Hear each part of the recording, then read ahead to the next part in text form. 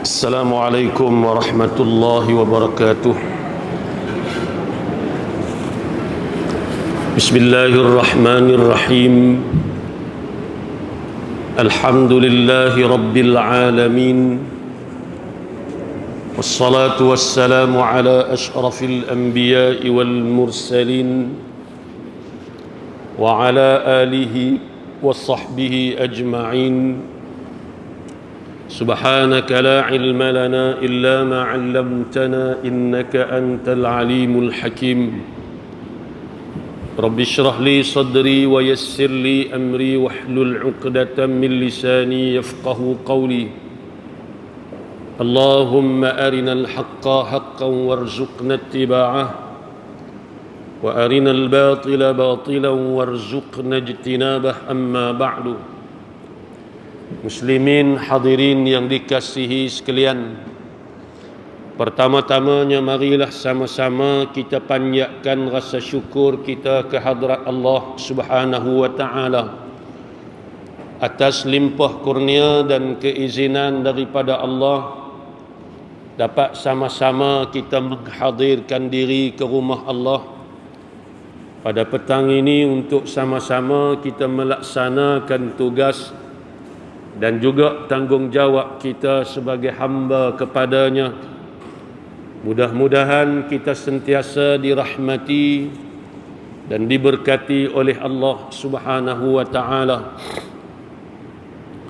Di dalam sepotong hadis Nabi sallallahu alaihi wasallam daripada Sahl ibn Sa'd radhiyallahu anhu qala: جاء جبريل عليه السلام إلى رسول الله صلى الله عليه وسلم فقال: يا محمد عش ما شئت فإنك ميت، وأحبب من شئت فإنك مفارقه، واعمل ما شئت فإنك مجزي به، واعلم أن شرف المؤمن قيامه بالليل، وعزه استغناؤه عن الناس، أو كما قال. Diriwayatkan daripada Sahl ibn Sa'd radhiyallahu anhu berkata, telah datang Jibril alaihi salam kepada Nabi sallallahu alaihi wasallam. Lalu Jibril berkata kepada Nabi, wahai Muhammad, hiduplah seperti mana engkau mahu, kerana sesungguhnya engkau akan mati. Cintailah akan sesiapa yang kamu kehendaki, kerana sesungguhnya suatu ketika nanti engkau tetap akan berpisah dengannya. Dan buatlah apapun yang kamu suka, buatlah apa yang kamu kehendaki, sesungguhnya kamu tetap akan diberikan balasan terhadap apa yang kamu lakukan. Kemudian Jibril berkata lagi, wahai Muhammad, kemuliaan seseorang mukmin adalah berdirinya ia, yakni pada waktu malam, untuk melakukan ibadah, dan keperkasaannya atau kemuliaannya juga adalah kayanya daripada bergantung sesama manusia. Tuan-tuan hadirin yang dikasihi sekalian, hadis ini kata ulama mengandungi wasiat-wasiat yang sangat penting dan juga sangat memberi manfaat kepada kita untuk kita jadikan pedoman dalam kehidupan kita. Diriwayatkan bahawa pada satu hari Jibril mari kepada Nabi dan berpesan kepada Nabi. Maknanya Jibril juga nak sampaikan kepada kita sebagai umat baginda Nabi sallallahu alaihi wasallam. Kata Jibril, aish ma syi'ta, yang pertama, hiduplah sebagaimana yang kamu kehendaki. Boleh jadi panjang umur kamu, boleh jadi pendek umur kamu. Hiduplah juga sebagaimana yang kamu kehendaki. Kamu nak hidup lagu mana, tapi satu kamu kena ingat, bahawa setiap daripada kamu akan mati satu hari nanti.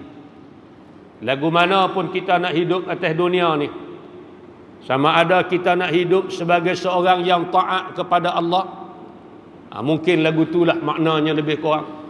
Ataupun kadang-kadang orang ni dia pilih hidup kehidupan yang bercanggah dengan kehendak agama. Bukan nak suruh, tapi nak pesan.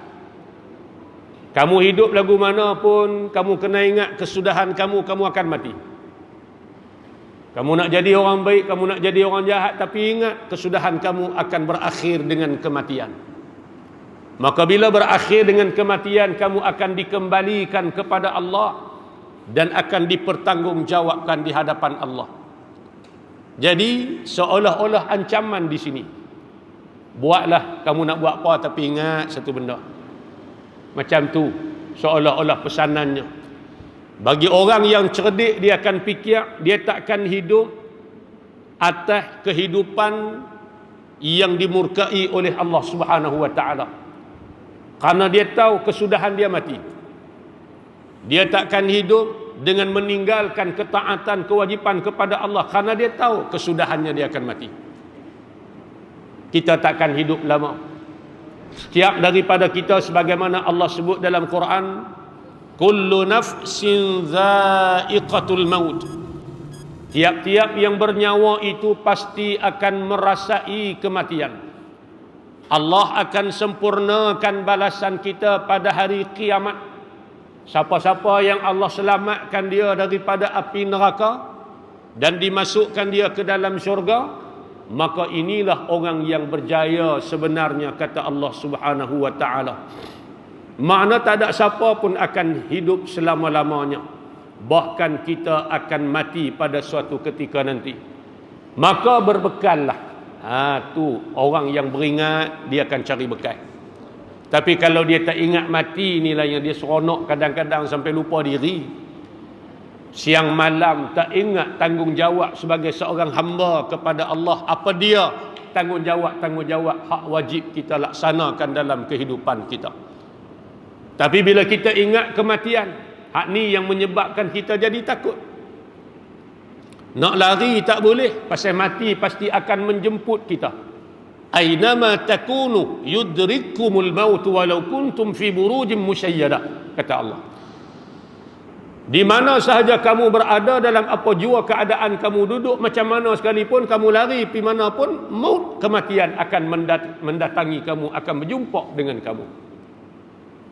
Maka orang yang cerdik, orang yang beriman, orang yang ada dalam hati dia rasa takut pada Allah, dia akan persiapkan diri dia dengan persiapan yang secukupnya bagi menghadapi saat yang dia tak boleh lari daripadanya. Ni. Kemudian kata dia, di sini juga memberitahu bahawasanya, kata ulama dalam syarah, dia kata, wa min fawaidi qawlihi 'ish ma syi'ta fa innaka mayyitun ay yu'allima al-mu'min anna al-mauta qad ya'tihi baghtatan fa huwa fi ghaflatin minhu. Di sini juga nak habaq kepada kita sebagai seorang beriman, nak ajak kita bahawasanya kematian itu boleh jadi kadang-kadang datang kepada kita dalam keadaan baghtah, mengejut. Sebagaimana kita tengok setahun, 2 tahun yang sudah, ketika dunia masih kelam kabut dengan wabak Covid. Hari ini pun masih lagi, tapi alhamdulillah keadaan semakin reda. Kita tengok masa tengah kelam kabut hari itu, kematian datang dalam keadaan mengejut di sekeliling kita. Sama ada tuanya, mudanya, laki-lakinya, perempuannya, orang tuanya, anak-anaknya dan sebagainya.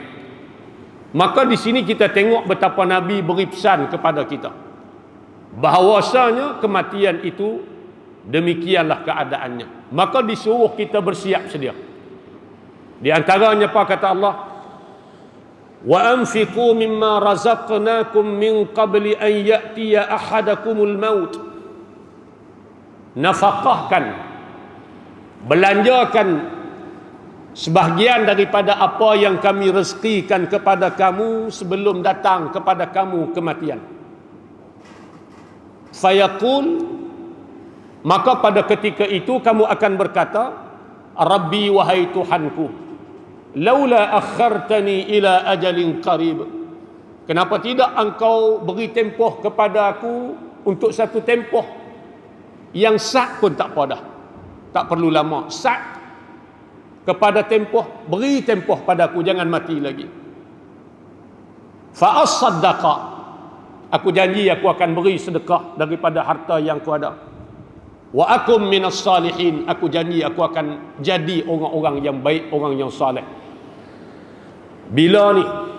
Di saat ajal hampir kepada seseorang tadi ni, dia akan berkata demikian. Sebab itulah kita disuruh menghargai saat kehidupan kita, saat peluang yang Allah beri kepada kita, nak sedekahkah, nak buat kebajikan-kah, ni masa dia. Ni lebih-lebih lagi kita lagi seminggu nak sambut Ramadan. Persiapkan diri kita siap-siap ni, lagi seminggu. Wujudkan suasana kita nak sambut Ramadan. Sama ada dengan ibadat solat kita, plan siap-siap dah kita ni tarawih lagu mana, bagi ada keazaman kita ni. Quran kita lagu mana Ramadan ni, hak duk baca dah baca, hak Ramadan ni bagi lebih lagi daripada hak biasa-biasa. Sedekah kita lagu mana, dengar kata orang nak buat majlis buka puasa, berebut tunjukkan kesungguhan kita. Berapa ramai di kalangan sahabat saudara kita hak tahun lepas puasa sekali dengan kita, tapi tahun ni tak ada dah. Jadi kita ni alhamdulillah Allah bagi lagi peluang untuk berjumpa dengan Ramadan kali ni, mudah-mudahan. Jadi rebut peluang tadi ni. Maka suatu hari kata Nabi, kita akan mati. Maka fayanbaghi lil mu'min an yakuna ala isti'dadin li liqa'i rabbih, maka hendak sepatutnya lah bagi seseorang mukmin itu dia bersiap sedia untuk bertemu dengan Tuhannya, karena kehidupan itu akan berakhir dengan kematian. Yang kedua kata Nabi, wa ahbib man syi'ta fa innaka mufariquh, kata Jibril kepada Nabi, kasihlah, sayanglah siapa yang kamu nak sayang, tapi ingat satu hari kamu akan berpisah dengan dia. Ai ahbib man syi'ta min zaujatin aw auladin wa malin wa mansibin wa jahin wa ghairiha. Sayanglah, kasihlah apa yang kamu nak sayang, apa yang kamu nak suka, isteri, suami, anak-anak, harta, kedudukan, pangkat dan lain-lainnya, min mata'il hayatid dunia, daripada kesedapan-kesedapan dunia.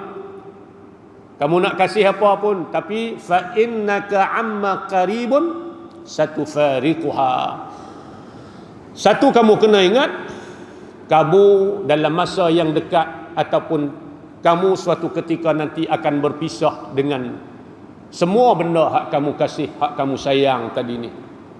Sama ada isteri kamu, anak-anak kamu, suami kamu, harta kamu, kekayaan kamu, pangkat kamu. Sama ada kamu meninggalkannya atau dia akan meninggalkan kamu. Itu hakikat dia. Maknanya tak ada apa yang kita akan bawa untuk kita balik selepas daripada kematian. Sebagaimana Nabi sebut dalam hadis yang lain, kata Nabi sallallahu alaihi wasallam, yang akan mengikut mayat itu 3 perkara, dan 2 akan kembali, 1 akan kekal bersama-sama dengannya. Mengikutlah mayat itu ahli keluarganya dan hartanya dan amalannya, dan pulanglah ahli keluarga dan hartanya, dan kekallah bersama-samanya amalannya, sama ada amal itu baik ataupun amalan itu adalah amalan yang jahat. Maka di sini kata dia, di antara apa yang dapat kita faham, bahawa kita sebagai seorang mukmin hendaklah beringat dan mengambil berat dengan orang-orang ataupun dengan sesuatu yang kita kasih. Persiapkan bahawasanya suatu ketika nanti kita akan berpisah dengannya, tetapi yang kekal bersama-sama dengan kita apa dia? Amal yang kita lakukan. Maka buatlah amal saleh yang sebanyak mungkin, kerana hak inilah yang akan tetap bersama dengan kita di saat ahli keluarga kita, harta kita pulang meninggalkan kita selepas daripada kita mati.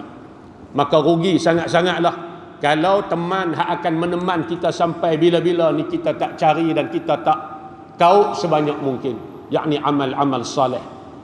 Tuan-tuan hadirin yang dikasihi sekalian, kemudian Nabi kata apa? Wa'mal ma syi'ta fa innaka majziyun bih. Buatlah apa yang kamu nak buat, sesungguhnya kamu akan diberi balasan dengannya. Setiap amal kamu akan ada balasannya. Bukan suruh buat jahat dah, tapi buatlah nak buat, tapi kena beringatlah apa yang kita buat tadi ni akan ada balasan daripada Allah. Sebagaimana Allah sebut, faman ya'mal mithqala dzarratin khairan yarah. Siapa buat amal daripada amal-amal khairan, kebaikan, walau besar zarrah, dia akan tengok balasannya, makna Allah akan balas balik. Wa man ya'mal mithqala dzarratin syarran yarah. Siapa buat amal jahat walau besar zarrah, maka dia akan tetap melihat balasannya di akhirat. Dia akan diberi balasan terhadap amal kejahatan yang dia buat, sekalipun jahat tadi ni adalah sebesar zarrah sekalipun, kata Allah Subhanahu wa ta'ala. Maknanya apa yang kita buat, kita akan dipertanggungjawabkan oleh Allah. Orang yang berakal, orang yang cerdik, dia akan beringat, dia takkan buat jahat. Kenapa? Kejahatan yang dia buat walaupun mungkin terlepas daripada balasan dunia, akhirat dia tak boleh lari, tetap akan ada balasan. Dan dia akan buat amal saleh sebanyak mungkin, kerana amal saleh yang dia buat walau sekecil mana pun tetap ada nilai balasan di sisi Allah Subhanahu wa ta'ala. Sebab itulah Allah sebut kepada kita, Nabi sebut, Jibril sebut kepada Nabi, berpesan kepada kita juga, seolah-olahnya nak habaq kepada kita, buatlah amal kebaikan sebanyak mungkin. Jangan sekali-kali kamu melakukan amal kejahatan, kerana semuanya akan dipertanggungjawabkan kepada kamu.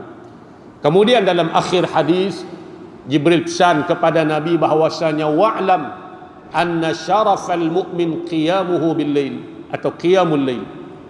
Kemuliaan kita ni Allah beri kemuliaan kalau seandainya kita ni ada ruang masa bangkit pada waktu malam melakukan ibadat pada Allah, sama ada sembahyangnya atau ibadat-ibadat lainnya, ibadat malam ni, sebagaimana Allah sebut, wa minal laili fatahajjad bihi nafilatan lak asa an yab'athaka rabbuka maqaman mahmuda. Ibadat malam, tahajud, sunat bagi kita, dituntut, wajib bagi pihak Nabi SAW. Jadi kita ni kalau kita boleh bangkit pada waktu malam beribadat pada Allah, lebih-lebih lagi pada bulan Ramadan, saat kita bangkit untuk melakukan ataupun untuk makan sahur tadi ni, ambilkan sedikit masa untuk kita sama-sama beribadat kepada Allah Subhanahu wa ta'ala. Tuan-tuan hadirin yang dikasihi sekalian, jadi mudah-mudahan dengan sedikit sepotong hadis tadi memberi manfaat kepada kita bersama. Mudah-mudahan Allah Subhanahu wa ta'ala memberi kekuatan kepada kita dan Allah menggolongkan di kalangan kita ni, di kalangan hamba-hamba dia yang sentiasa mentaatinya dan menjauhi diri daripada perkara-perkara yang dilarangnya. Mudah-mudahan Allah Subhanahu wa ta'ala menerima segala amal saleh yang kita lakukan, insya-Allah. أقول قولي هذا وأستغفر الله العظيم لي ولكم ولسائر المسلمين والمسلمات والمؤمنين والمؤمنات فاستغفروه فيا فوز المستغفرين ويا نجاة التائبين. بسم الله الرحمن الرحيم. الحمد لله رب العالمين والصلاة والسلام على أشرف الأنبياء والمرسلين وعلى آله وصحبه أجمعين. اللهم ارحمنا بالقرآن واجعله لنا إماما ونورا وهدى ورحمة. اللهم ذكرنا منه ما نسينا وعلمنا منه ما جهلنا وارزقنا تلاوته آناء الليل وأطراف النهار واجعله لنا حجة يا رب العالمين. ربنا عليك توكلنا وإليك أنبنا وإليك المصير. ربنا آتنا في الدنيا حسنة وفي الآخرة حسنة وقنا عذاب النار. وصلى الله على سيدنا محمد وعلى آله وصحبه وبارك وسلم والحمد لله رب العالمين. تقبل الله منكم.